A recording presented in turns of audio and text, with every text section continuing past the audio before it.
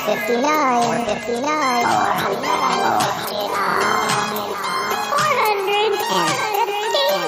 459. Darling, it's the Shy Life podcast. Yes, but it's a positive thinking. A high life, the Shy Life. You won't find a cast of characters like this everywhere. Hello, Paul. Delicious. This particular episode of the Shy Life is a little more abstract than usual. Oh, Okay, looks like the hairy guy's ready to record. 3, 2, 1. Go Shy Yeti. Oh, I hope he hasn't found out my secret. Do you think he has?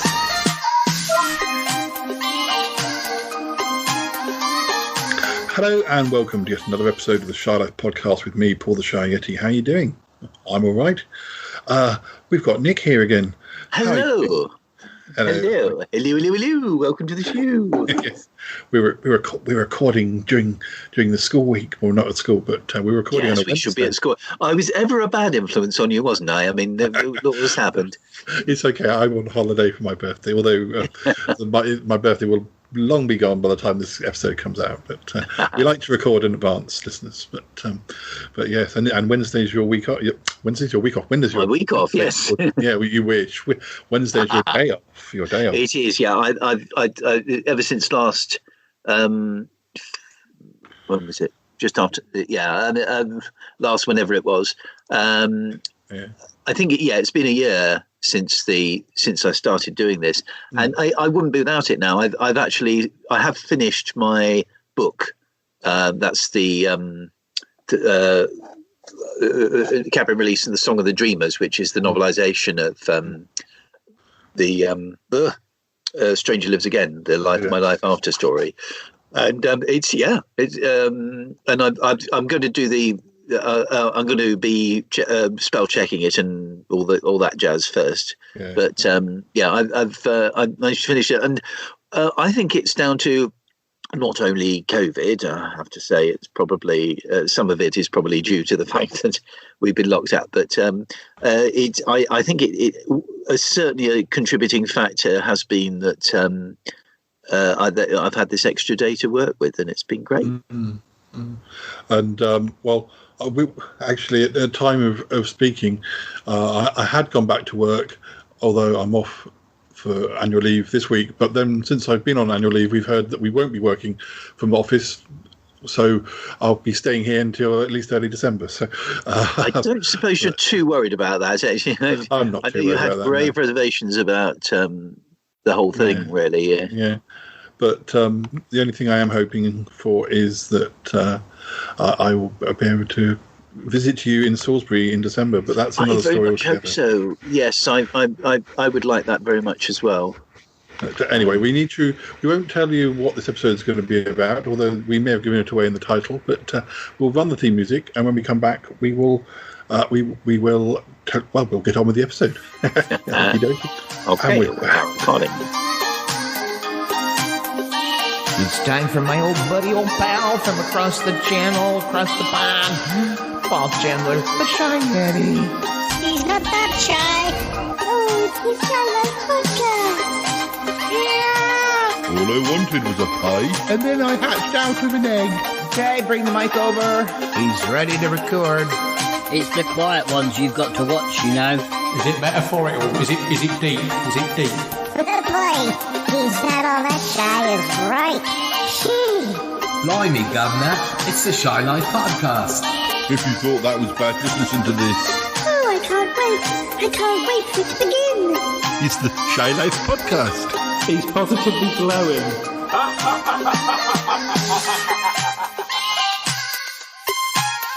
And we're back. So this episode isn't going to be a music episode. It's not going to be about books. It's sort of going to be a hybrid of some of the episodes we did about first times or meeting people or things like that.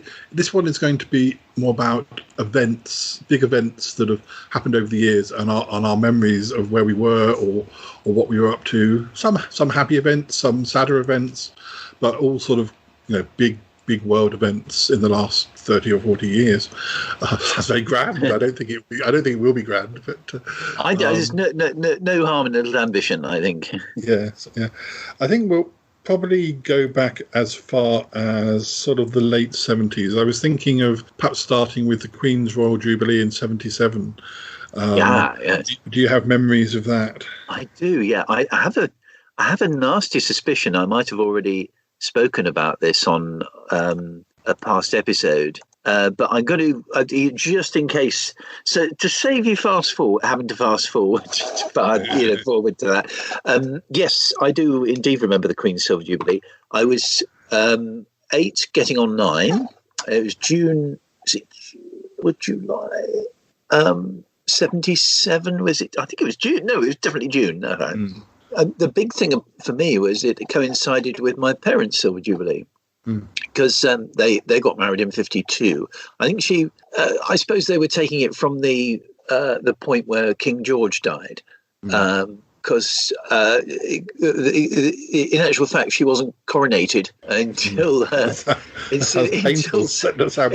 53. Well, I don't think she was she? But anyway, yes, two major. Well, at the time, my best friend was David Buxton, who promptly left the area a few months later, and we got into books. Now, obviously, these days we write books, but in those days, it was with felt tip pen and paper from work instead. That was the year we really got into books, and we would outdo each other on books. So I was really writing a book called Weird Wood, which I was in between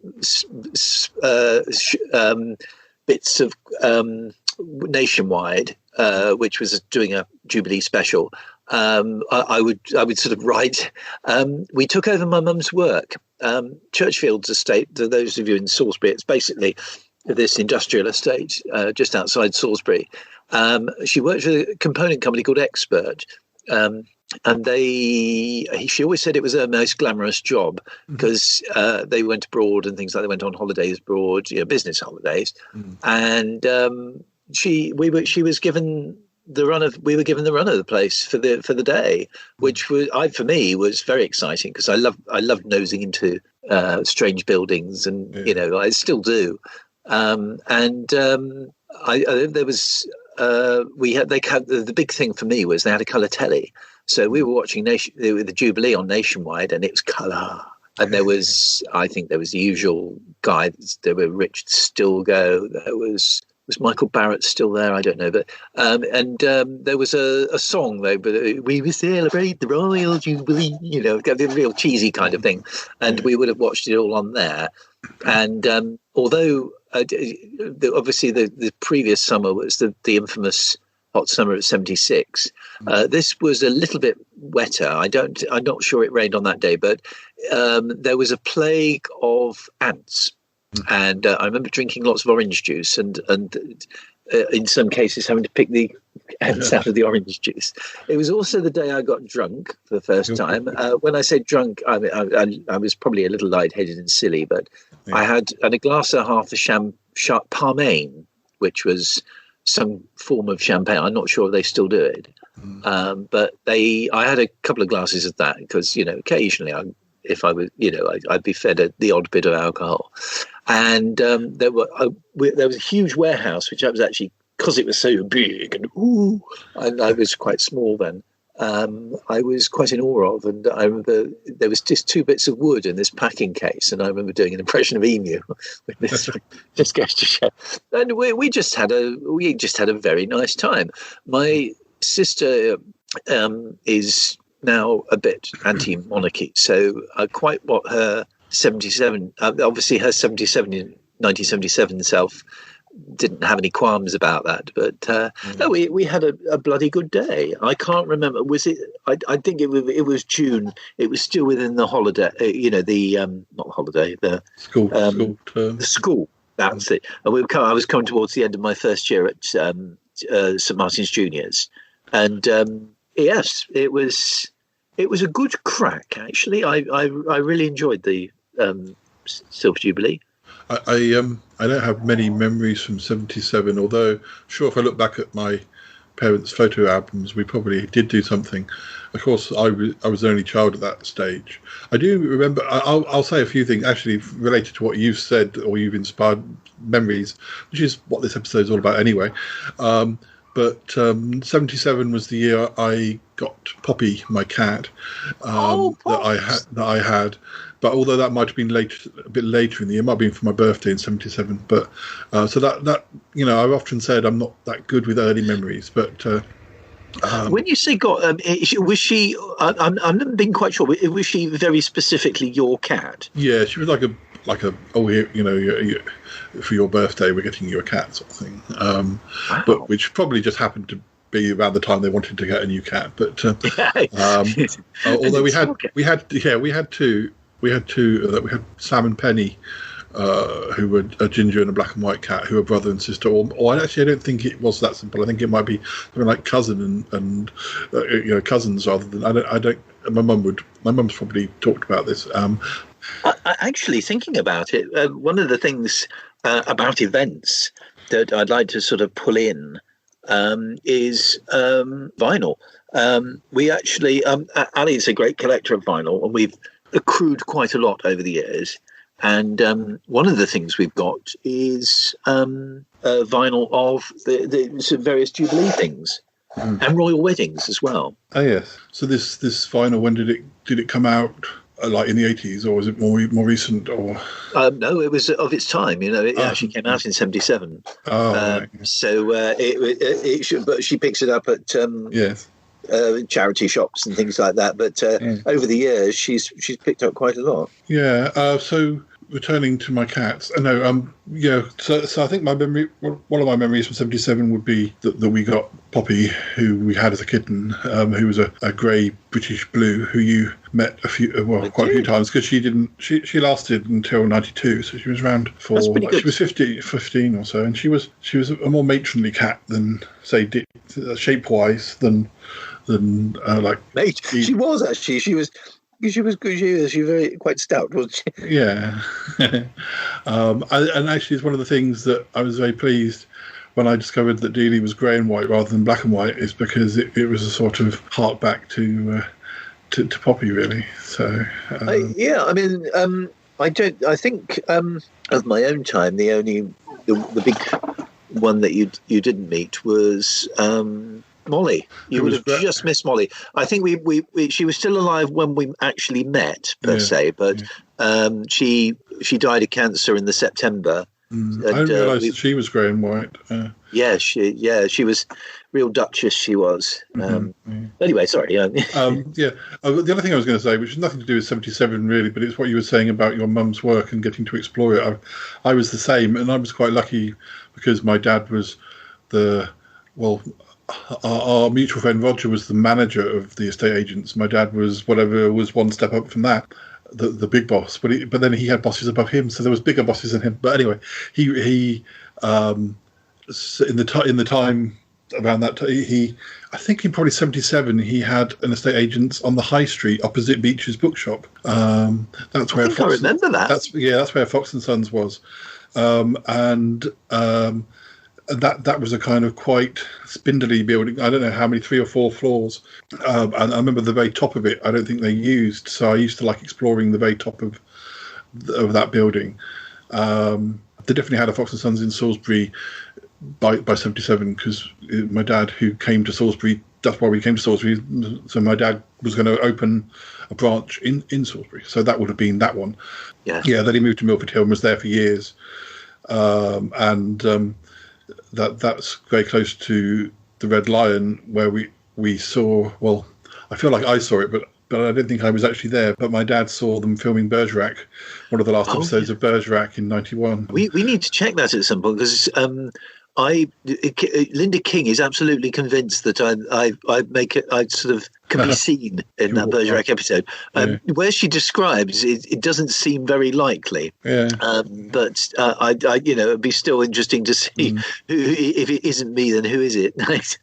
But then my dad also had branches that he was sort of responsible for, even if he didn't work there, in Fordingbridge, which is sort of between Salisbury and where I grew up. And that building, I think it was all it might have been one story, but it was quite windy and had lots of little different offices, and because I was always excited if I went to one of my dad's offices to see, because he'd often pop into this one in Fording Bridge for things if I was with him. It was always great exploring, and you sort of got to know the people that he worked with, and also when I was a bit older, I did like do the odd summer, help with photocopying or whatever at my dad's office. I don't think my brother ever did. Well, I suppose my brother was being that much younger. My dad might have been doing different things by the time he was old enough to. But yeah, I feel like I always enjoyed having a nose at my mum's work. Yeah, I think that's the first time I think that's the first time holidays. I think that's the first time I ever had a pot noodle, was when I used to work at my dad's office sometimes in the summer holidays. But because I could do easily without getting in anyone's way, or if my dad might have to go and see a house or take someone around and might not have been there for lunch. I definitely feel lucky being the older brother, because not only did I seem to get more opportunities to do things, but I also met lots of relatives who weren't really around by the time my brother was. Well, that's a shame. They died off by then. Yeah, I mean, my gran died. One of my grans died in the mid-80s, and and there were some that I met who I don't remember meeting. Like I did meet my granddad, my dad's dad, but he died in 1974, as did my Aunt Jessie's husband, my great uncle Jim. I met him, but I don't remember meeting him. But I've got photos.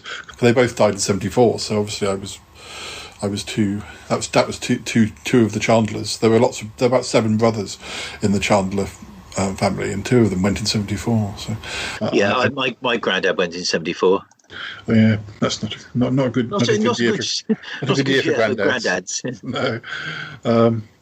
But anyway, let's have a look at another event. I was thinking about possibly it's similar. Well, it's not similar, but it's royal. But Charles and Di's wedding in 1981. Ah, yes. I do remember that. Actually, do you want to go first or this time? Or? No, you go first. Okay. Yes, it was a very, very eventful time, because it was July 1981, and practically everything happened to me that month. The 1st of July 1981, I was knocked unconscious in the. I think they say playground. It wasn't the playground. It was just outside. It was by the ice cream van. Physio went smacking into me, and I flying, cut my head open. Very weird. Semi-conscious state. I still remember it to this day. It was peculiar. It was more bizarre than frightening, I must admit. But also I went abroad for the first time twice, actually. I went to Switzerland and Alsace with the family, and then Dieppe with the school. And right at the end of this month, this eventful month, smack there was Charles and Di's wedding, and it was mega. It was again, I've got there's a vinyl record of it somewhere in our archive, but it was. There hadn't been a royal wedding since Princess Anne in 1973, and obviously Prince Charles was the first in line to the throne. So there was the interest was spectacular, and also Princess Di. People have various kind of opinions on her, but she was very wooing to the general public, I think. I think by the time she died, it had sort of manifested into this enormous love. But it was considered a fairy tale wedding. I mean, she was a lot younger than him. I don't think I really appreciated that when I was 12. But yeah, I remember we had a day off. We say we had a day off school, but if it was the end of July, it would have broken up anyway. Yeah. But I have it's one of those weird things. Maybe it wasn't right at the end of the month. But I got it into my head. It was a public holiday. But we watched it all on the telly. We're very excited and interested. We taped it off the telly as well. Same we did with Princess Anne's wedding. We haven't got much of Princess Anne's wedding left, but I was listening to a bit of it on my portable hard drive earlier. And one absolute trivial thing, but one of the anthems, "Let the People Praise Thee, O Lord," was by William Matthias. It was specially commissioned, and it was about a year later I actually got into Matthias's stuff. So I listened back to that tape with interest, and yeah, it was just a night. My one other memory of that day is in the morning when everyone was preparing and rushing around, playing with dominoes. Dominoes seems to be my main memory of the Princess Charles' royal wedding, and it was just a general excitement and interest. And I remember one of the reporters said, because of course Prince Charles was great friends with Spike Milligan.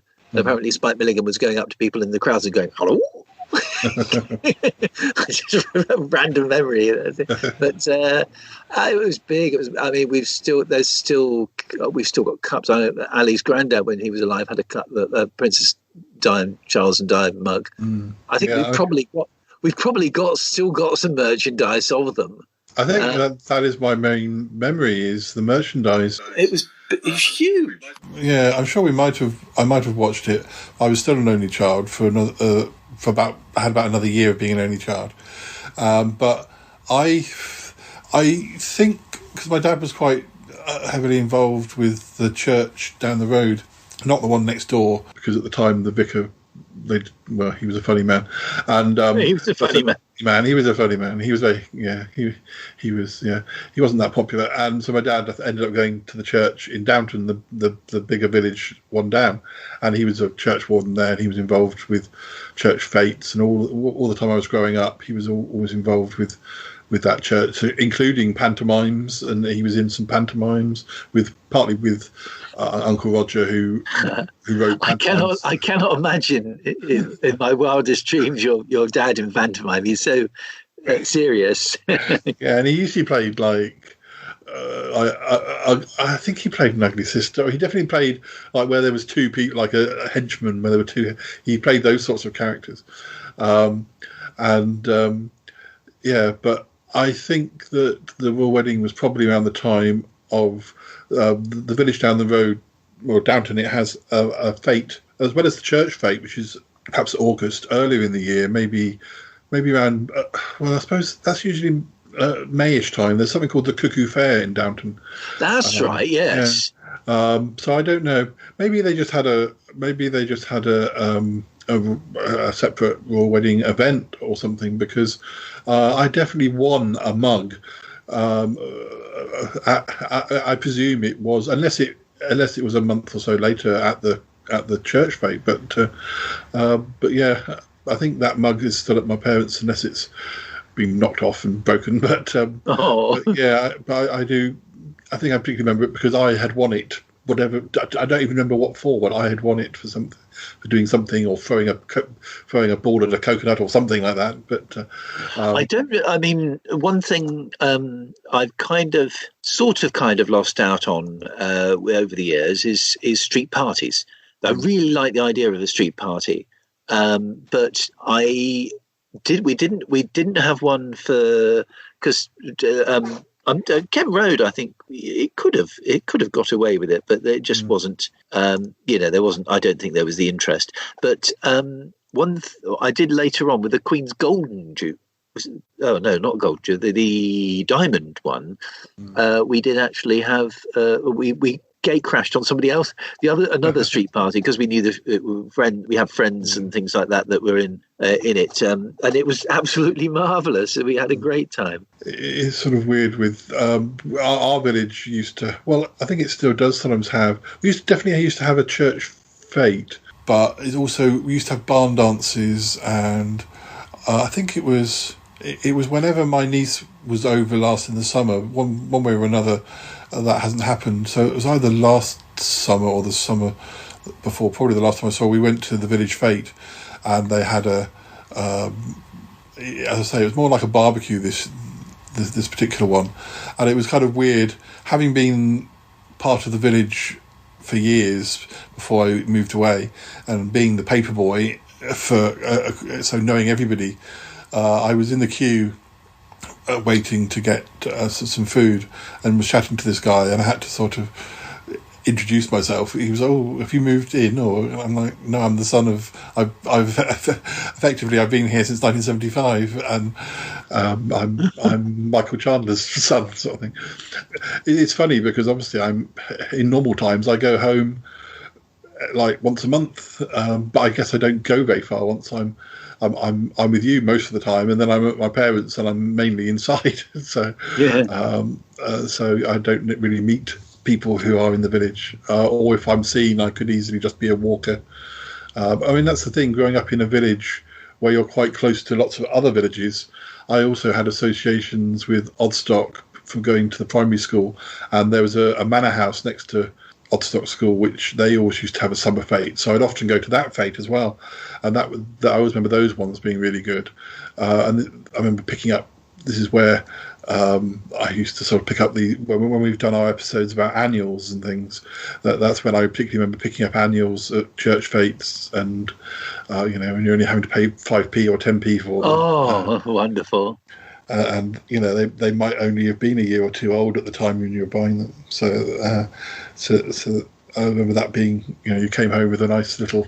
You didn't perhaps spend your pocket money and come back with a massive bag full of annuals and knickknacks, and I remember once, and this is going off the point, but these big events were only meant to be as a sort of trigger for other memories, really. So I do remember. Absolutely. I mean, that's the beauty of it. You can, there's all, you can go in all sorts of directions. I remember two memories of church fetes. One of them being down in Downton. There is a place called the Moot, which I know the Moot. Yes, I've done Shakespeare there. Yes, yeah.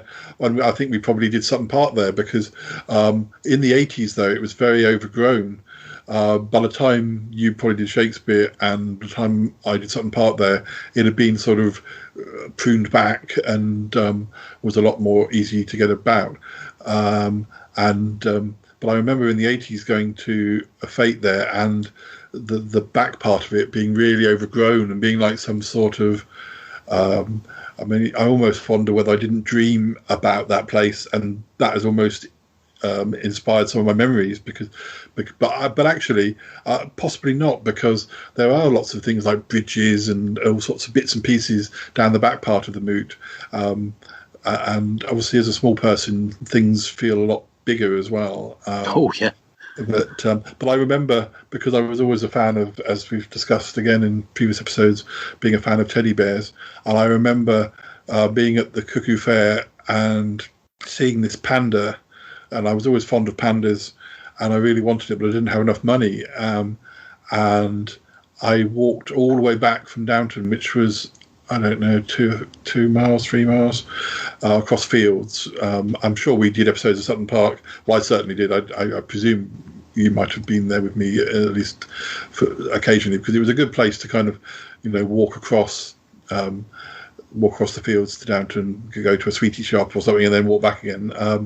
But yeah, I remember seeing this panda and wanting the panda, and I was probably, I don't know, 10 or 11 at this stage, and walking all the way home just to get the extra quid or whatever I needed, and then walking all the way back again to buy the panda.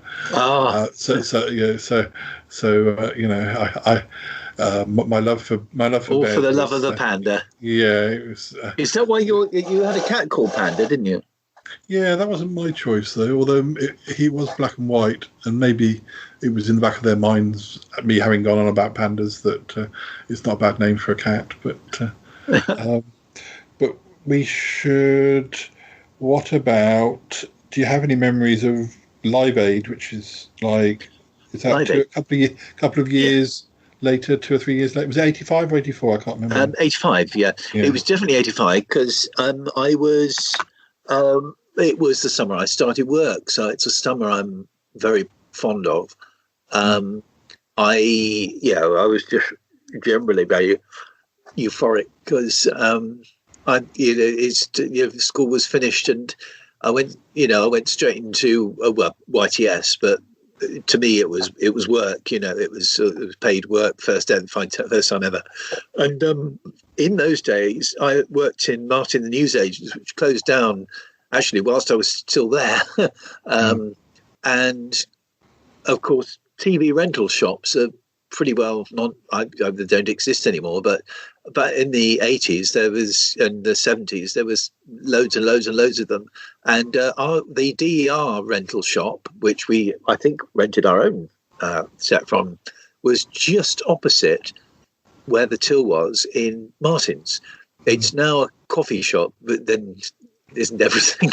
But we were sort of. It used to be Sperrings as well. You remember Sperrings? I remember Sperrings.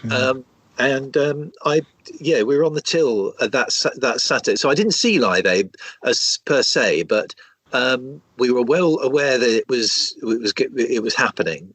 And we were on the till at the time, and between customers or in quiet periods, we were all craning our necks, looking at the tellies over the way to have a little look at what was going on. So I think I remember seeing Geldof at one point, and I would have recognised most of the other bands, but these days it's spoken with the same reverence as. Sort of where were you when Kennedy was shot, or or Coronation Time, or peace, when the war finished. But at the time, it was very big. But I think it sort of grew in legend over the years. But that's where I was at work, first summer, lovely summer, and I would have. I have to admit, here and now, I'm not a big fan of live music, but. So I think even if I'd been at home, my mum probably would have been interested enough to have had it on, but I'm not 100% sure I would have seen the whole thing through or been as interested. No, I don't think. It was a big event because it was hugely ambitious because, of course, it was all to raise money for the Ethiopia. And it was it was a great thing. I'm glad it's remembered now, and I'm glad because so many videos of it available now.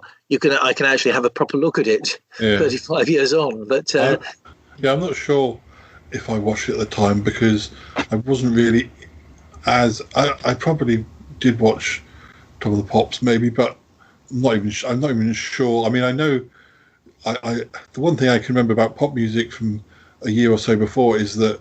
I remember definitely, perhaps this was on kids' TV or maybe Saturday morning TV. I clearly remember seeing the video for Girls Just Want to Have Fun, but I think that got played a great deal because it was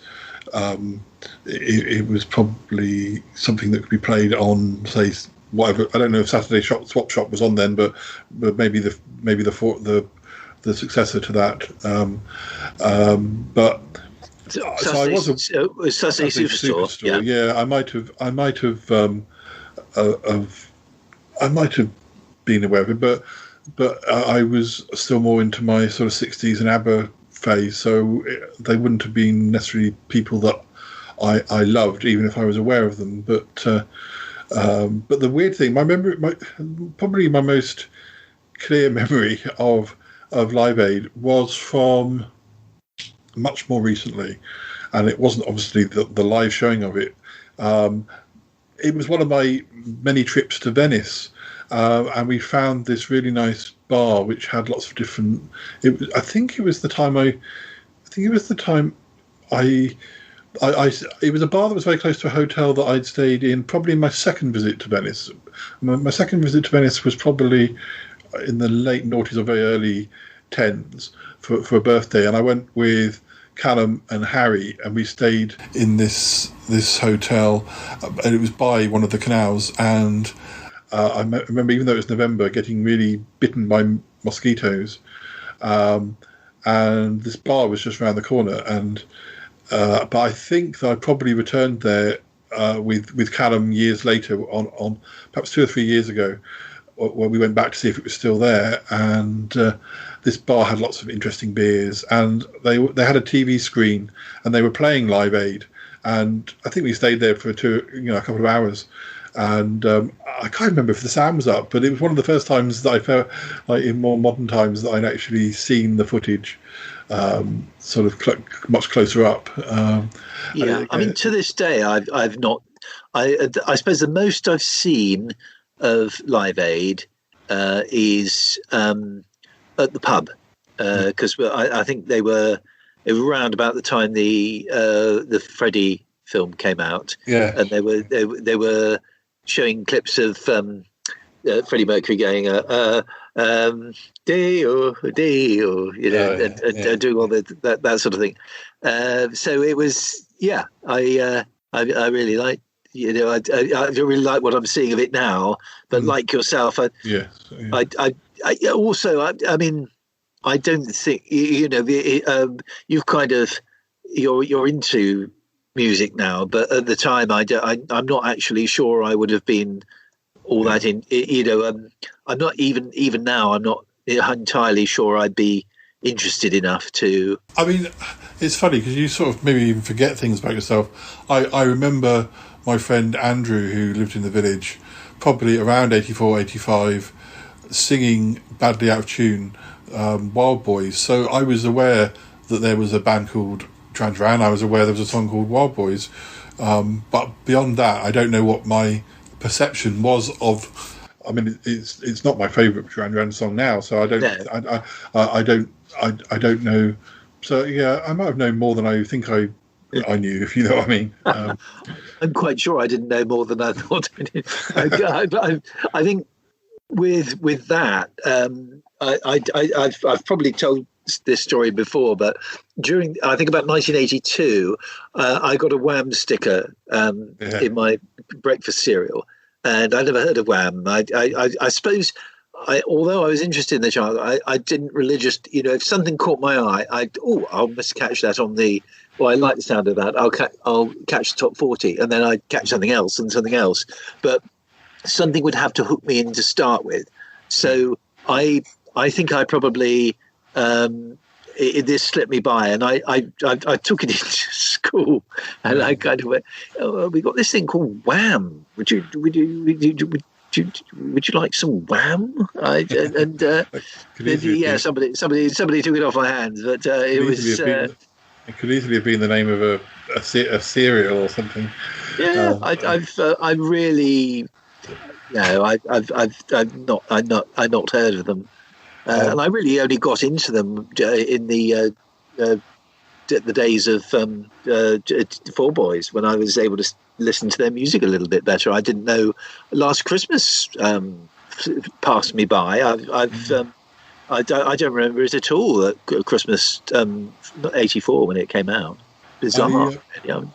We won't necessarily. I'm going to suggest a couple of other events, but if you don't have any memories, these ones weren't on my list, but we may as well mention them. If you have any memories, we'll talk about them. What about Andrew and Fergie's wedding? That was '86, wasn't it? Yes. I almost as much fuss, but not quite. I was 17 going on 18, and pretty well in a good place. I was actually, technically, I was unemployed at the time. I finished YTS, and I remember liking the look of Fergie, and because there was something. Do you remember Sue Pollard Starting Together? Yes. They were, because they had a program where they interviewed Andy and Fergie, and they played They're Starting Together. Yes, they've again. I think it was a national holiday, but I wouldn't have known any different because I was unemployed. So, very enjoyable summer though, because it was very casual. It was a pleasant time to be chilling out, and I was more used to summer holidays then, of course. I think if I had a whole summer all to myself now without work, it would probably freak me out. But back then, I was still, although I was concerned about getting work, I was enjoying the days, walking around town. Yes. So no, I don't really remember anything. If I'm trying to think of a visual image, I remember the TV footage of, I think it was Prince William when he was crawl. I mean, that's even earlier. I remember footage of I think they were in Australia or somewhere. They were somewhere, and there was lots of footage all over the world of Prince William crawling on this, being out in this garden. And I can remember that quite vividly, that footage, but I can't remember anything about Andy and Fergie's wedding, really. There is one thing I remember very well, because again we watched it on the telly, and again I think we audio taped it, although I don't think we kept it this time. And there was when they were doing the visuals, there was a wonderful shot of Mrs. Thatcher poking her nose round a pillar like she was some sort of pantomime baddie. It was great. We both roared with laughter. We thought it was so funny. But yeah, it's an unforgettable shot. Of all of the the royals that have kind of fallen into the sea, as it were, I think I'm probably the saddest that they didn't make it happen. Putting aside the controversies of at the moment, with Andy, I thought they were well suited. I liked them as a couple, and we've during our discussions here and there, Ali and I think she was saying that kind of the indications are that they actually still quite love each other. I think they just could. I think they were too. Maybe they were too similar. They were, they're both quite wild. You definitely heard stories. How much time they still, and as you say, until this recent thing, that they spend a lot of time together and sort of still back each other up. And exactly, it was a shame that when they split up. And of course, Princess Eugenie's got married, and I think she's expecting, is she not? I'm not sure about the second bit, but yeah, I know one of them got married. But now the next two things, again, if you have no memories, we'll move on. It's just that the next few bigger ones are sad ones. So I just actually, the next one isn't particularly happy. But do you remember the big storm of 1987? I do, yes. Anything that happened to you or happened? Yes, I blew away. Like Mary Poppins. Yes, I think my main memory is the fact that it's going to sound a bit Anunnaki, but it was episode 3 of Paradise Towers. So I remember that was the final season of Doctor Who I audio taped. And the TV went fuzzy around that time. I think it was the fair as well. I went out to the fair and it was, again, it was very blustery. And seeing the general chaos, really. Yes, that's right. As my old school friend Scott Wells and I were drinking around that time, but sort of like autumn 87. We sort of teamed up once a month and went for a drink on a Saturday night. And we used to walk through Churchill Gardens, which of course I do all the time now. And it was. I remember seeing the chaos then. But for me, obviously it was a sad event. But for me, I suppose this is going off a little bit of a tangent, but it is relevant.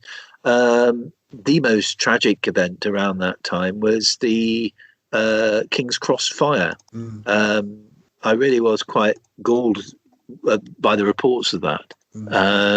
And I think at the time, obviously a few years later, I got well into going to London. But at the time, I thought, I'm never using the underground again. It was kind of, it bothered me, I think. It did bother me. It was. I feel sorry for the weatherman, really, because he was a sort of. It's the thing that they always talk about now. But in actual fact, they do. It isn't. They do get it wrong sometimes. What about things like the fall of the Berlin Wall from '89? Fall of the Berlin Wall, yes. I remember that. I'm not 100% sure whether it actually, the full significance of that, the symbolic relevance of that, actually quite penetrate. I mean, I was glad there were signs that the communist regime was falling apart anyway, and you had what was his name? Ceausescu. Yeah, there was dictator around that time, around autumn, around the autumn of '89. Ceausescu was shot. He was a dictator, and I think was it somebody went on was it Gaddafi that went on? No, there was some other nutter that sort of ran for it. Because the game was up. So there was change in the air, and it was I think it was an optimistic time for us all, really. I mean, I obviously I was just about to get a girlfriend, which was optimistic for me, but. And I think I do. I think I even bought a newspaper with all about the Berlin Wall.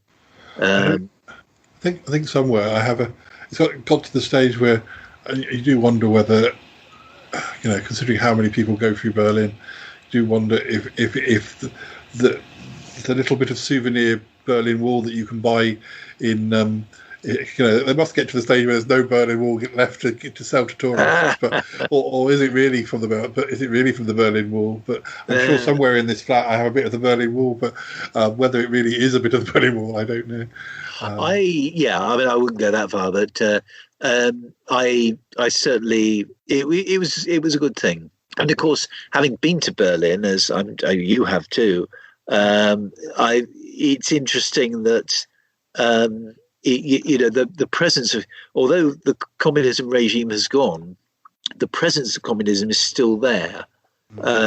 It's still very much in evidence, not as an active force, but as a sort of haunted memory. It's exceedingly interesting visit there. Yeah, the first time I went to some sort of. It's not exactly Chamber of Horrors, but it was a little bit of Chamber of Horrors thing that was set up in an old bunker that they were using that space for a sort of, like we have in London with the Chamber of Horrors and the sort of what do they call it? There's sort of a waxworks place, isn't there, in London? Yeah. Which is the London Dungeons. That's what I'm thinking of. Oh yeah. This was sort of the Berlin version of London Dungeons, but in a bunker. I went. I've been to Berlin twice, and once was very celebratory because it was sort of around the time of what it was the time of Mardi Gras, and that was with a lot of my gay friends. And then I went with Toby.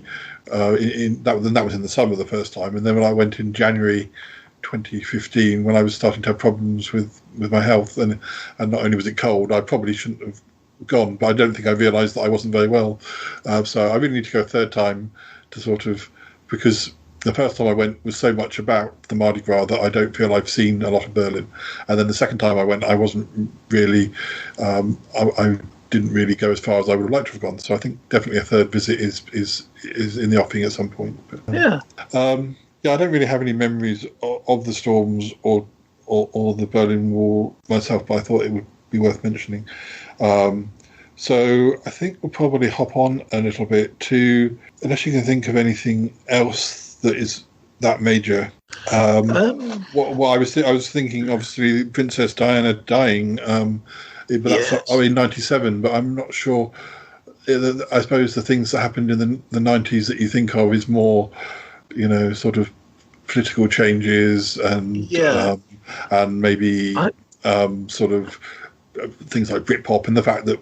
We were all quite young, and we were probably just enjoying being young and doing our own little projects. So young, but no, I do have quite a memory of Princess Di dying, because it was at a time when I was in the summer holidays between my 2 years I did studying drama and theatre arts, and I was doing. One of the things we had to do is buy a paper every single day and study it and do this and do that.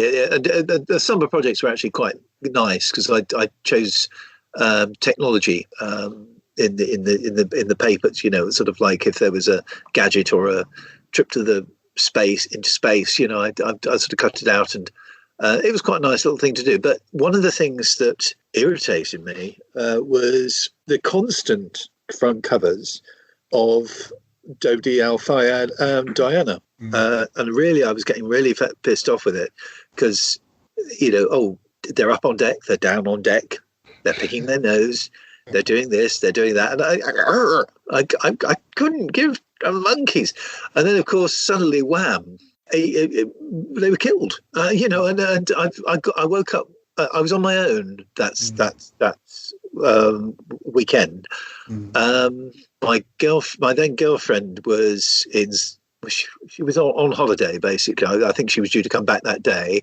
My parents were in Scotland. I'd given up about 10 years earlier. I'd given up going on holiday with them. And I was all on my own. I was due to do the last performance of a Shakespeare at the time, and on the like a play of bards, right? And I thought, let's stick on the. I wasn't due to go to church, so I thought, let's stick on the see if there's a morning service on the radio. And there was silence, and this voice came out of the radio that sounded like it was from the 1940s, very formal. And so the announcement from Buckingham Palace. Princess Diana has been killed in a car crash, or worse to that effect. And I just thought it was a hoax. Well, no, I didn't think it was a hoax. I thought someone was going to say, and you can hear the first part of this dramatisation of, sort of the end of the royals at this time next week. I thought it was a trailer, but then nothing happened. I thought, ooh. And I switched on the TV, and there was nothing else but. So it was shocking. I had a few moist moments. I wouldn't say I was a fan, but she was a very impressive figure. And I think I probably rang Kath at the time. I rang one person who rang me was a very good friend of mine at the time called Anne Hewitt, who went to Saudi Arabia with her then very new husband to become a journalist. She was very ambitious, very bright. She's about my age, and we got on very well. And she rang me and said, we'll get a thesis on this when we go back to college. And sure enough, we did. But yeah, I mean, the one good it sounds terrible. The one good thing about Princess Diana going on was it got me out of the last performance of Play Your Bards Right, which was one of the few productions I've been involved with on stage that I really hated. I didn't want to go on. It wasn't very well handled. And the thing is, that was the other thing. The director rang us up and said, "Do you still want to go ahead with this?" And I can't think of anybody dying now that would bring the country to a halt like that. It really was. And we're thinking back, it was a bit inexplicable because she was popular, but tons of popular people have died since then, and the country hasn't come to a halt. But the director, and I said, it's the old maxim: the show must go on. If everybody else is up for it, so am I.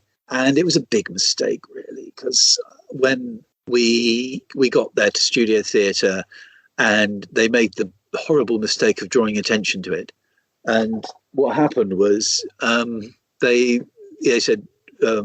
Derek Jones, our sort of director, but we're not director, but he more or less went, said we're going to have a 2-minute silence, and then you're supposed to go into 2 hours of laughing at Shakespeare.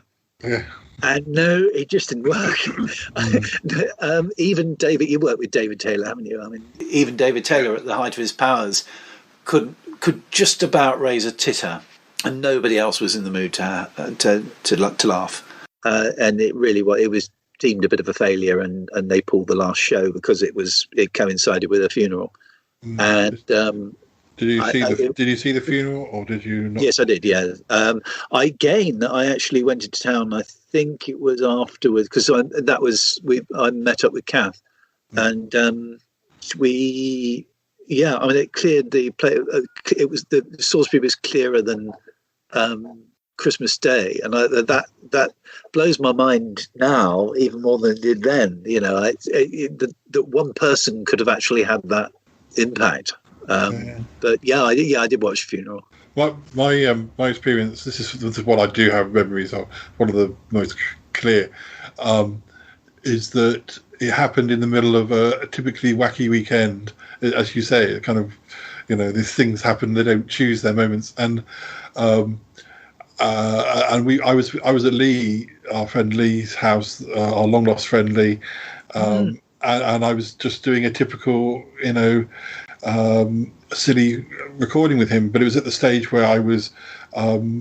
There was room made for me so I could stay over, whereas I used to just go for days. But I was his mum used to turn her bedroom over to me so that I could sleep up there because they didn't have many spare rooms. So we'd done a day's filming on the Saturday, and then I'd gone to bed, and then I guess because the top of the house where his mum, it was sort of her part of the house, and there was like a day room she had as well up there, and I think at the time his gran was living with them, and I think I'll come to it in a minute, but I think over the course of filming with Lee, we got to film in more and more of the house as his gran passed on, and so certain rooms became more everybody's room rather than just just one person's room, or probably some of it was his gran's room when she was alive, and but because the top of the house was his mum's room, there wasn't a door on the bedroom. It was like sort of drapes or something, or sort of. And I suddenly remember waking up and Lee was standing in the doorway, and he said, "Oh, Princess Diana's died." And actually, thinking back at the time, I did kind of think I could probably have waited until morning because it wasn't like at 9 o'clock. This was like probably at 4 o'clock or 5 o'clock, and I couldn't get back to sleep again. And there was a TV in the room, and I remember putting it on, and the only TV channel that didn't have anything about Princess Diana was like, I don't know, BBC Two or something, and it had Teletubbies. I think that's the first time I ever saw the Teletubbies was because I couldn't watch the news round and round like that. It was too depressing. I think I probably watched it once, and then I was like, well, I still can't get back to sleep. I wonder what else is on. I think I would have been more depressed by the Teletubbies, to be honest. I had a bad experience with the Teletubbies, but I won't go into that now. Oh, they're such bastards, aren't they? I know. They literally, my girlfriend wanted a Teletubby because she knew I worked at, at Index at the time. Yeah. And she got it and dispensed my services shortly afterwards. Oh, goodness me. The mind boggles. Later in the day, when we'd heard that Diana had died, we were there to do filming. So, we were sad, but we had to get on with filming. So, to be honest, it like yourself, it was all a case of the show must go on, because I did the same. I was, we got on with the only thing is, in my case, I didn't really want, I would have been quite happy for the whole thing to have been called off. That was just a show rather than. But no, we got it. We got on with it. It's not obviously, as with you, it's not that we didn't care. It's just that it's rather important to keep life ticking over. We went on location somewhere. My memory of it is that we went somewhere that I didn't know. It was an area near to where Lee lived that he thought would have been particularly good for recording. So we did. I must dig out those episodes and see what occurred. But I'm sure, knowing what I was like, there probably are images that I recorded of the news on the TV because, as you know, I like to document the sort of social history side of things amongst all the weirdness of Sutton Park. Oh yeah, it's that's the beauty of Sutton Park. Actually, it is a unique. Yeah. As for the funeral, I didn't see it, but that was partly because I had no TV reception in the house I lived in by that point, and I wasn't interested enough to go and see if I could find somebody who did have it. Yeah, I mean, because I was around, and it was a Saturday. Was I working? I think, my memory is pretty well everything was closed. Well, what wasn't closed was our local cinema, and Callum wasn't watching it, so we met up and we went to see the Full Monty, I think. Oh yes, that was around that time. Yes. Well, because that was the time when we used to go at least once a week, and we saw the full Monty, and yeah, it was fine. It was a film. We didn't dislike it, but we saw lots of films. This must have been when it was fresh out, and there wasn't the buzz about it. So we watched it and thought, fine, right, next please, sort of thing. Yeah. And then over the months, it became super popular, and we were kind of like, oh, what, that film we saw? Oh, well, that was okay, but it wasn't the best thing ever. I think people have said that one of the reasons it was popular was that people needed something cheerful after the sadness of Di going on. Yeah. I must admit, I enjoyed it. It's not one I could watch over and over again, but it was a good-hearted romp. It was nice to see, even though I'm hetero. It was nice to see fellas being asked to take it off. If that's not too close to the knuckle, because it's just. I always think it's women. I'm all for women enjoying men taking it off, as long as we aren't criticised. I don't mind. No, what I'm trying to say is, I don't mind women sort of ogling over men taking it off, but by the same criteria, they should accept women, men wanting women to see take it off. It's or men, it's exactly the same thing. Or men wanting to see men. I mean, it's very short-sighted. Yeah, exactly. Not to sort of, there's been scenes where, there's a love scene and you see a lot of the woman, but the man's still in his clothes. And you think, you would have done a lot. You could have got a much bigger appeal if you'd have been sort of equal opportunities and nakedness, because most people do remove their clothes. I don't know many occasions where the man stays with their clothes on and the lady does remove that. I'm sure that doesn't happen very often in real life. The woman's going to say, "Oi, get your kit off." Yeah, come on. I've got a couple more. And then there's a couple of general ones to finish with, but we might even keep the shorter ones to after the end credits. But the last really big one that I can think of, and I'm sure there have been other things since this.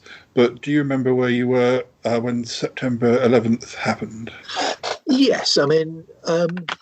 That sounds weird out of context. It never happened. But you know what I mean. It was the first year I left home. I was at St Martin's Church Street living with Kim Price and the late Chrissy Rose. And I was working in an admin office at the end of an old people's ward. And I was into validation at the time. And I remember the nurses, or one of the nurses, running up and down the corridor saying, of course, because my mother-in-law, who later became my mother-in-law, would have been working there too. I'm not quite sure if she was on duty that day, but somebody was running up and down the corridor saying that they'd blown up the White House. And I think the report was very garbled to start with. And bit by bit, we learnt that the Twin Towers had, somebody had... And I don't think the full significance of it. I mean, it's now referred to, it's part of history. It's referred to.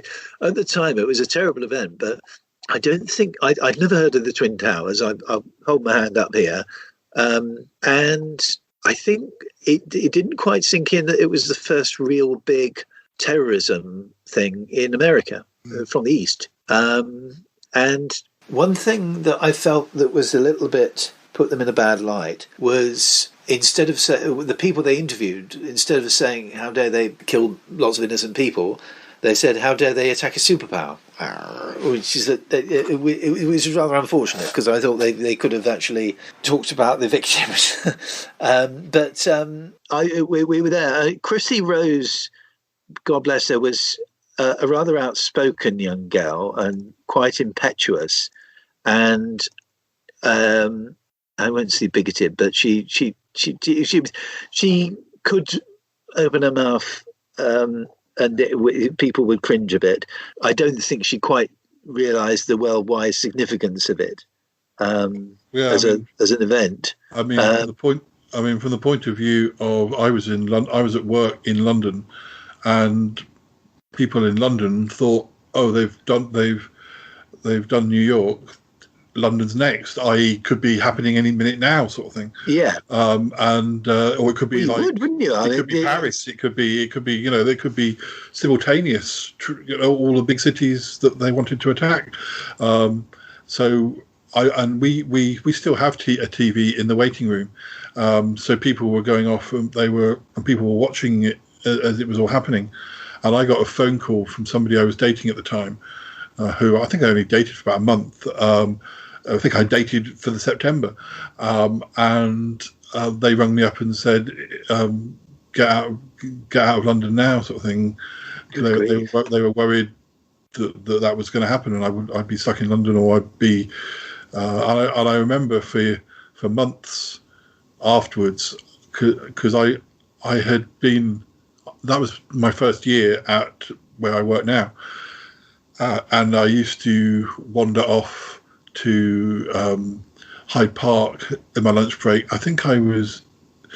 I don't know if I started my poetry again by then, but I would take a notepad and I'd do writing. But I remember sitting in the park, and every time a plane went over, you'd think, is that plane moving really slow? Because sometimes it's in quite a wide expanse like Hyde Park, a plane isn't shooting fast over it. It appears to go quite slowly, even though it's not going it's going very fast. But it's over, because you can see quite a long distance. It appears to be going really slowly, and I remember thinking, "Oh, there's something up with that plane." And of course, it wasn't. It was just.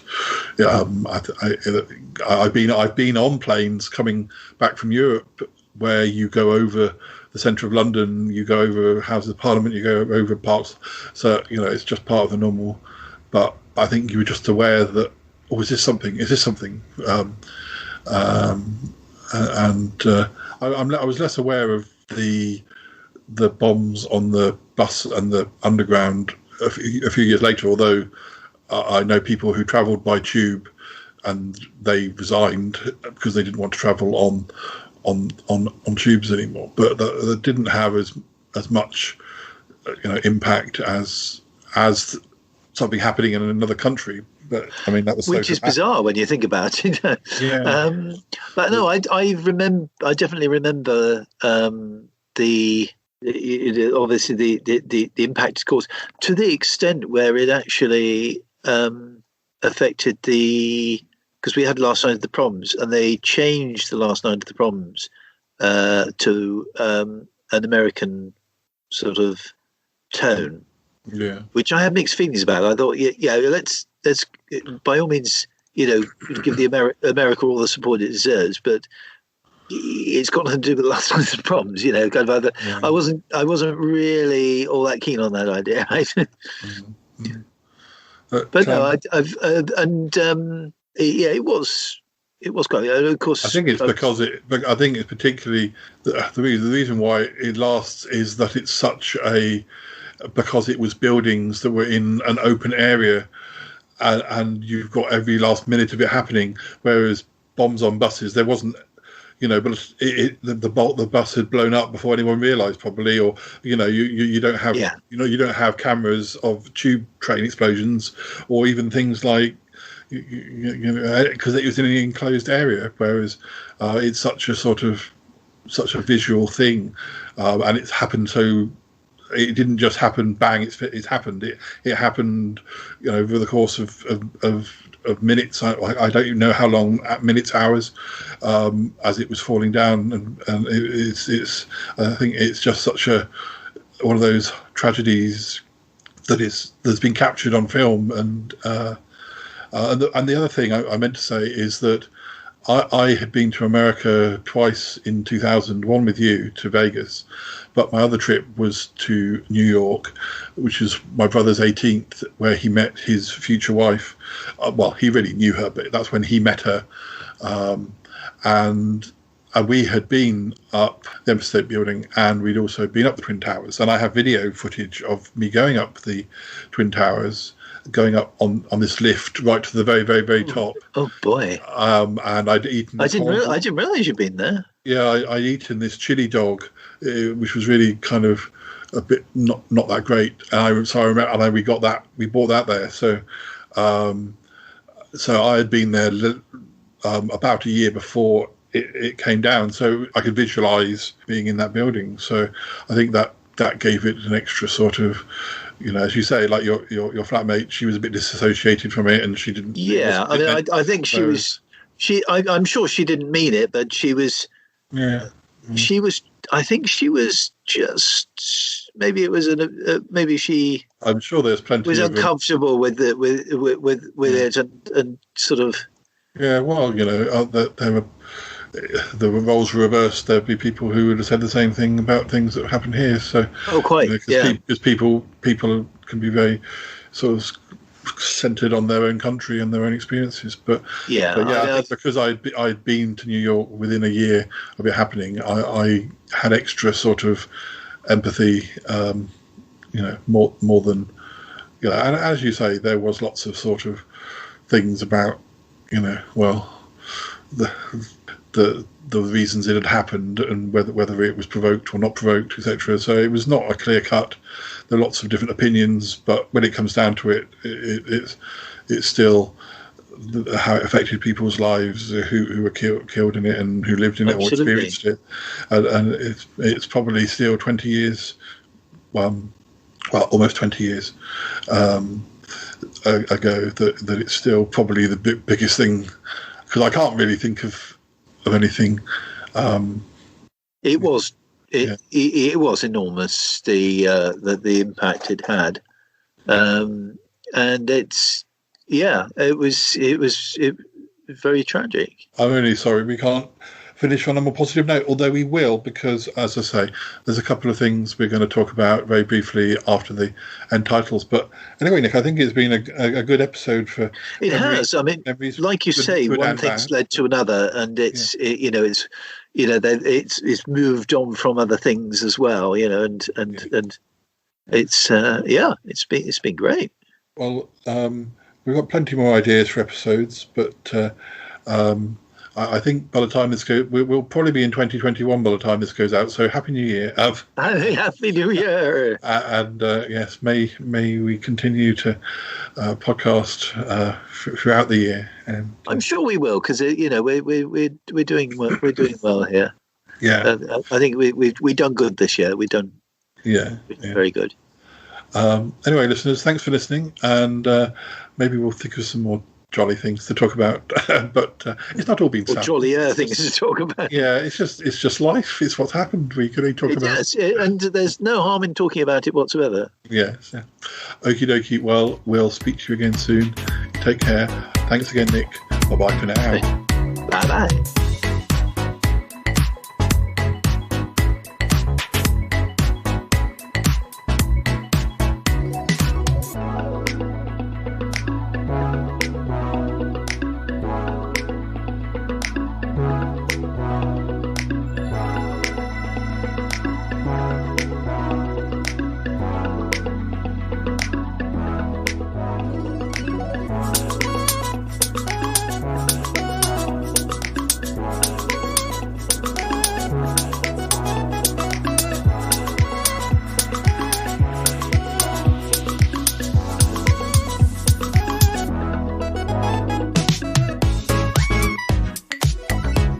So, Nick, can you think of a wedding you've been to that is sort of other than your own, because that's a bit different, but is a wedding you've been to that is kind of is the wedding you think of gosh, that was quite some day for one reason or another. Wedding that was really a wedding. Yeah. Well, apart from my own, obviously. Yeah. I find that whilst you're thinking, I do find that quite a lot of the weddings merge together, because obviously not yours or Harry's, because I was on best man duty, but some of the other weddings you kind of think, was that one that wedding, or was that? There was definitely a lot of dancing going on. I definitely got on the dance floor, and Callum and I tend to know our dance moves. So, for instance, going back to Girls Just Want to Have Fun, there's the bit which sounds like they're hitting tin cans, like ding ding ding ding ding ding ding. And we know that's something long established that when that comes on, Callum pretends to drum on my head, and Yes. and people were like looking at us like, how did you know this bit was coming up? And I'm thinking, because I know this song.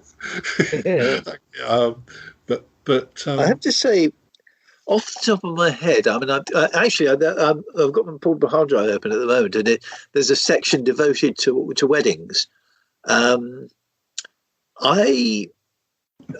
discounting my own, but I thought Gareth and Sarah's was rather beautiful. Mm-hmm. It was a lovely setting, beautiful church. I can't remember much about the hymns, but everything looked very nice. And they had a harp, and actually a harp at the reception was absolutely exquisite. And also, I hadn't seen Andrew. It was 2004. I hadn't seen Andrew Candish on a regular basis for quite some time, and I just remember chatting. It was a very sociable wedding. We and there was a gorgeous hotel where we stayed, where the reception was.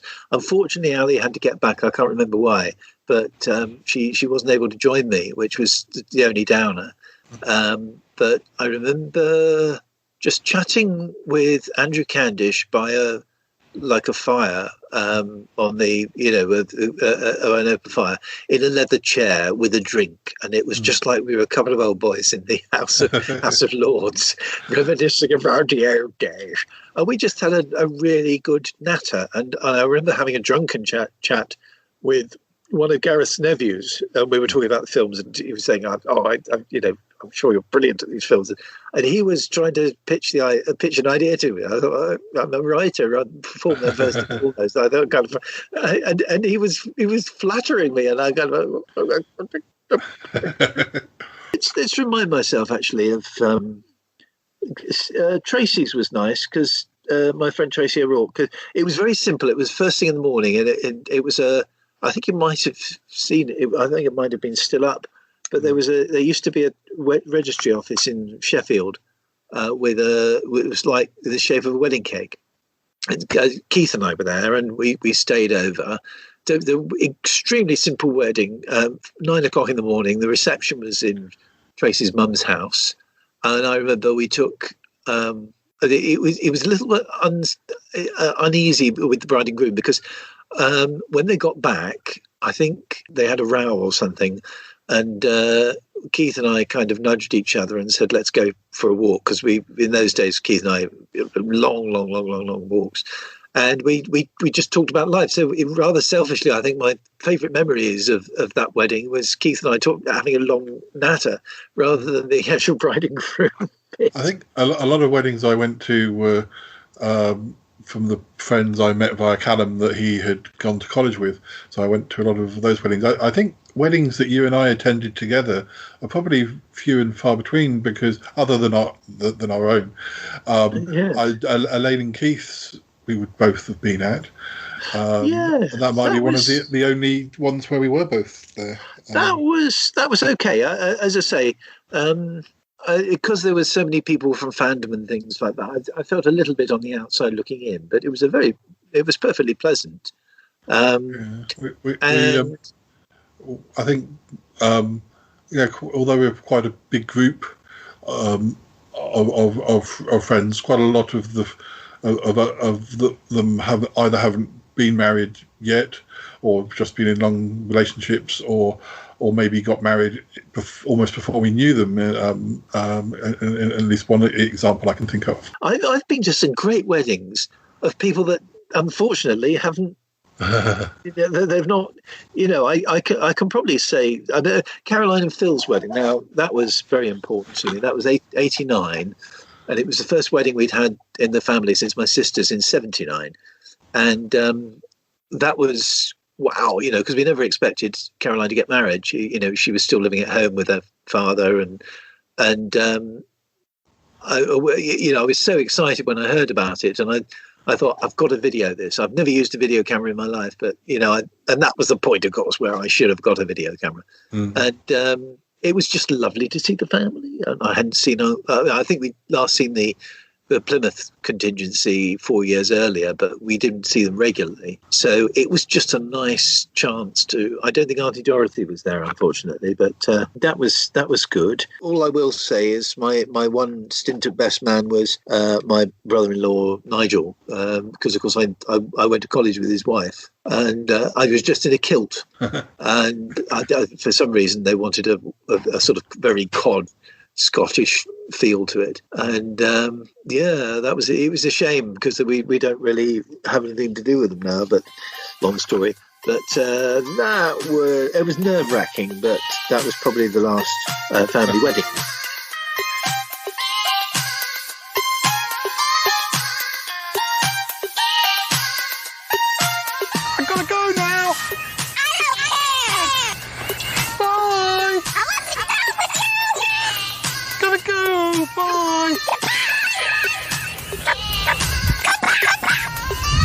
Goodbye, goodbye, goodbye, goodbye, goodbye, goodbye.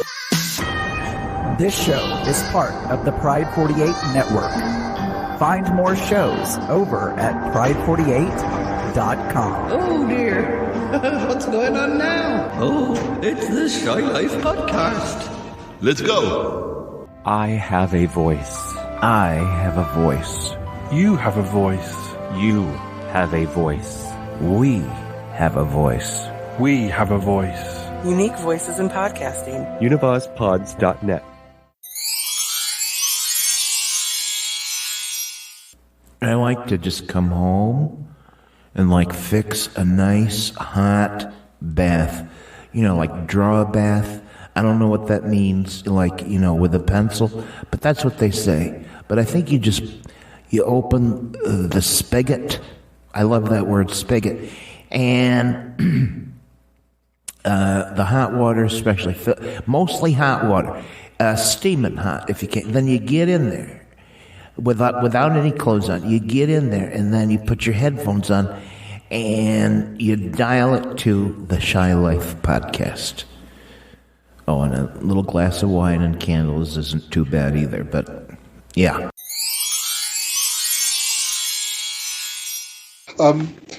The other thing I want to mention before we have to go is not New Year's, because we can do a whole episode on New Year's, and I think we have covered some. I want to talk about two New Year's very briefly. One I wasn't there for, and one I was. I think one was 93 when you went to London with Keith. Oh yes, and then that inspired us to do it again in 94. But I suggested a slight difference, didn't I? When you went, did you go to Trafalgar Square? Is that right? We did, yeah. I don't think we got as near to Trafalgar Square as we actually intended to, but yes, we did. We did do Trafalgar Square. We did the sort of outskirts of Trafalgar Square, but yeah, Keith and I, of course, we were sort of up for anything in those days, and we actually said, let's do an all-nighter in London. I physically, I think it was probably neither of us realised it's actually quite physically demanding to stay up all night in London, walking around, just constantly walking around. Mm-hmm. And it was a fascinating experience, though. If I was wrapped up and it wasn't too wet or cold, I'd like to think I'd do it again. Mm-hmm. I'd have the pluck to do it again. But yeah, it was. But then in 94, I said I'd be interested in doing it, but I don't know how close to the event. I said, what if we stand right? Because by then I was filming, and I had been in 93, but I had a different experience in 93. I think I was at my parents'. I think I must have suggested to you we go and stand by Big Ben, because I thought, well, I'm not going to get Big Ben. I'm not going to get a very good shot of Big Ben from Trafalgar Square. Also, I think the idea of being around so many people might make me feel a bit claustrophobic. And we ended up standing on a traffic island right under Big Ben. That's right. Yes. And I think that's right. Yes, and one of my biggest memories of that is because there was you, me. I think was Harry there. Yeah, but I feel like Robert we did Kelly. I feel like we did it again We later did. in the later in the 90s. Well, I know that we did it. I think I did under Big Ben with you 2001. Oh, right. Because I know Ali was going to come with me and I wasn't able to. And I think in that case, I do think by the time we did it again, where we'd gone in '94, had become one of the main places for people to meet. So somebody else had that idea as well. That actually seeing Big Ben is kind of safer cool. place to meet because you. But I think more. I think I can't remember how many times I've gone. I did have friends who lived in Vauxhall, and I think we stood maybe down in Vauxhall and looked the other way down, because I know around the Millennium it became very centred on the Thames because they did fireworks, and I think in 2000 Callum was at the top of Big Ben. Or on the rooftops around Big Ben, because he worked around there and had the access. And I think he was one of the team that, when they had the Y2K thing, and they weren't sure if all the computers were going to fall down on 2000. Yes. So I think he had to work. Yes, I remember that very well. I think he had to work. There was a big thing at work. There was a big thing. How is it going to affect us? Yeah. But I mean, with that, we did it. We did the whole night, and what was fascinating was I wasn't expecting London to be as dead as it was, and it was stone dead. You got the initial kind of way, everybody kind of Happy New Yearing all over the place, and the general celebration. But then, after a while, everything closed down. Everything was, and there were long times where there was just absolutely nothing open. And in '94, because that was in '93, wasn't it? In '94, we travelled back to somebody's house, didn't we? I'm not sure if that was Robert's house. Robert Kelly. Yeah. Yeah. That's right. We did almost the same thing. And the one thing I remember about that is on New Year, I remember this old lady snogging a policeman. Really, she really was going for it. Bless her. I just, it was so funny. But Robert Kelly, and we all stayed over at Robert Kelly's, and we had there was this. I remember the one thing I remember about that is I think he woke us all up in the fairly smartly in the morning, and he had a CD in a CD player, and he flipped it up and used it as a mirror and combed his hair and sort of. I feel like the time we did it again with that Harry was. I think Harry was with us certainly the later time, and I think we went back and stayed at his house. And I remember sort of winding our way through the streets back to Victoria, because then I think we probably got the Victoria line back up to Harry's, where he lived at the time. And I sort of remember us winding our way through the streets. I don't know if we had drinks with us or. I think. Because we didn't stay out all night like we did the previous. No. But I do remember you coming back to my place, and I think we didn't need to sleep it off. I don't think we needed to sleep it off. We did, certainly Keith and I did when we did our one. But I remember you definitely ending up at my place because we watched The Christmas Martian. Yeah, because New Year '94 into '95, that would have been right at the end of me having done my placement in Salisbury just before I went back to Birmingham for my last 6 months of my course. So, I would have been heading back to Salisbury after New Year with you because I was still at my parents'. That's right. So, you were around at our place and we watched The Christmas Martian, which we both enjoyed because there was, it was a nice tacky film. Yeah. But definitely, I definitely remember that.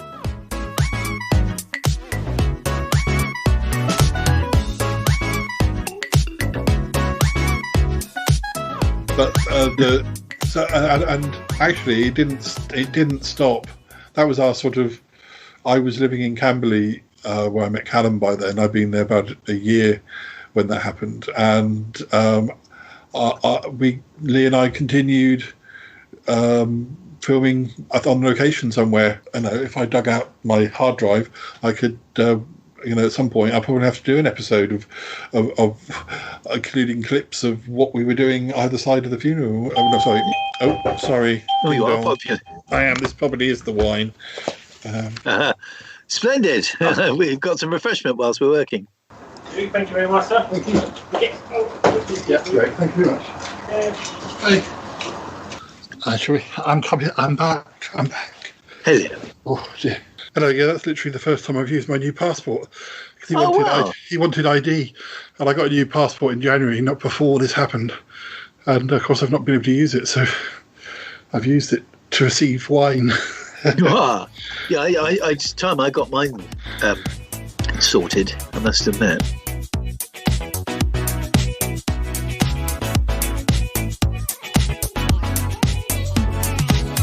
I don't know. It's like he puts out 20,000 episodes a month.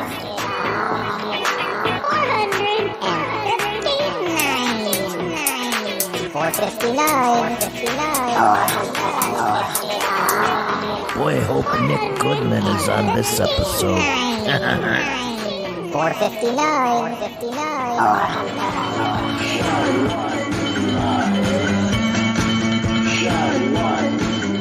I think that's enough. That's good.